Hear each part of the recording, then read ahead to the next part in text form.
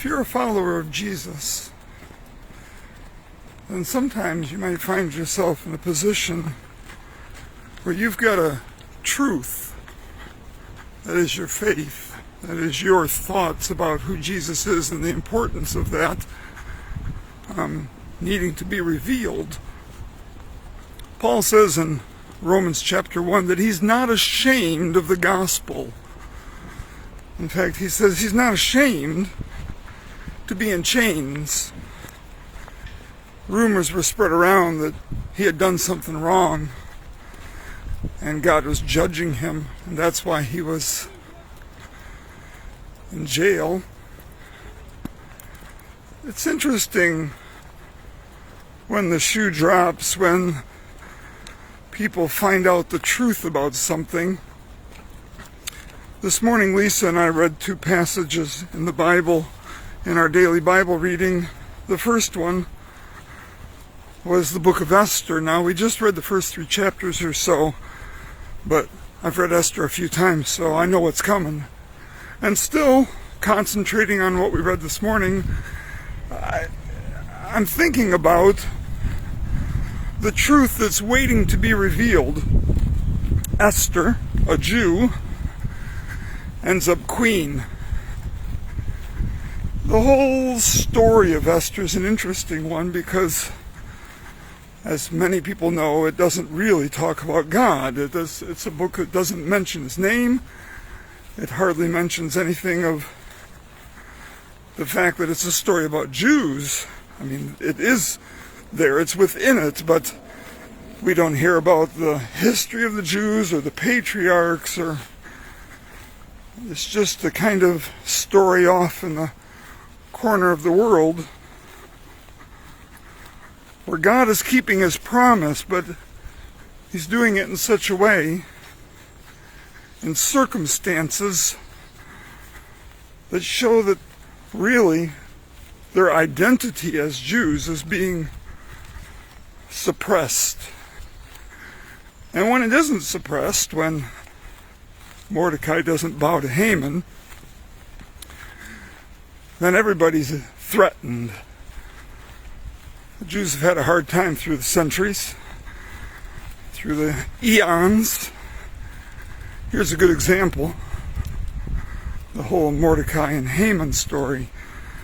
But the truth was going to come out, and that's the kind of message I was taking from the story, because it's the second story that really solidified that in my mind this morning.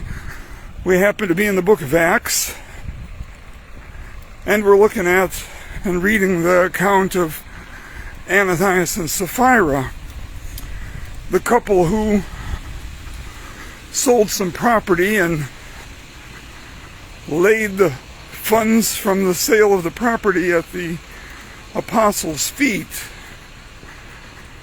but claimed something more than they were. And it was the claim of being something they weren't that brought it all into trouble. It wasn't, as Peter goes on to say really clearly, it wasn't that they were required to do anything, or that they didn't have it within their own power to decide what to give. They were free to give what they wanted. It's that in their heart they wanted to present themselves as being more servants, being more sacrificial, as having done a greater deed than what in fact they had done. It's this desire to be seen as something more than we are, or to hide what we really are, that really messes things up. This innate desire to present ourselves in a way that isn't congruent with the truth. To be seen as not a follower of God, to fit in, to not bring attention to ourselves, to not stick out, to not want the negative attention of the world because of our faith, or, on the opposite side,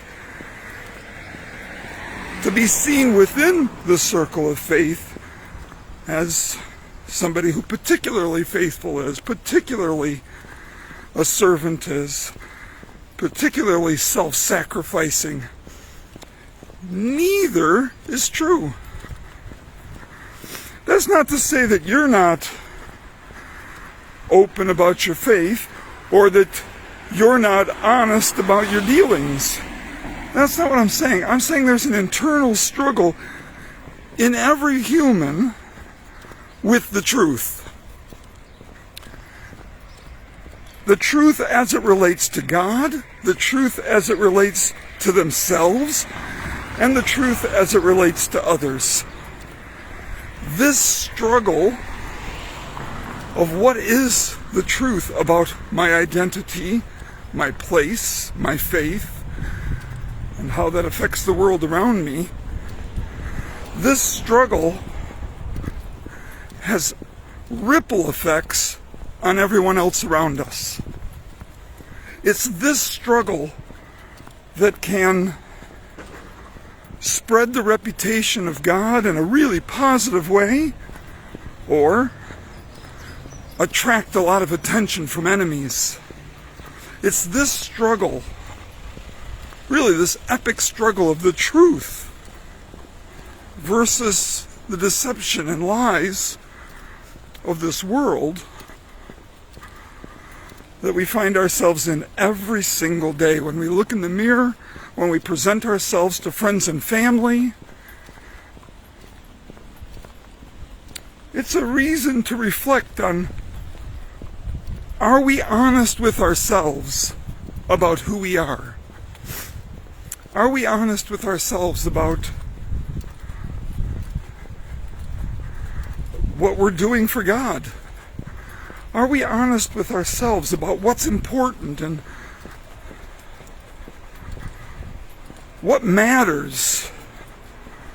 In the story of Esther, it ends up being life and death. If she's not honest about who she is, somebody's going to die. One way or another, it's a struggle of life and death. And in the story of Ananias and Sapphira, here's a couple. Somehow they conceive to deceive. But she gets a chance to consider it once again. And she walks the same path as her husband. What I find interesting is how that's really a turnaround of the story in Eden, where the woman is first deceived and the man falls. But here in this story, they're both doing it together. But ultimately, the woman has a second chance. She has the opportunity. She doesn't know everything that's happened, but she has the opportunity to come clean. And she chooses not to. Today you have the opportunity, and I have the opportunity to come clean. To present ourselves just as who we are. Trusting God that the chips will fall where they may, not making of ourselves more than we are, and not making God less than He is. I pray today you have the faith to represent the truth as it really is. Something to think about.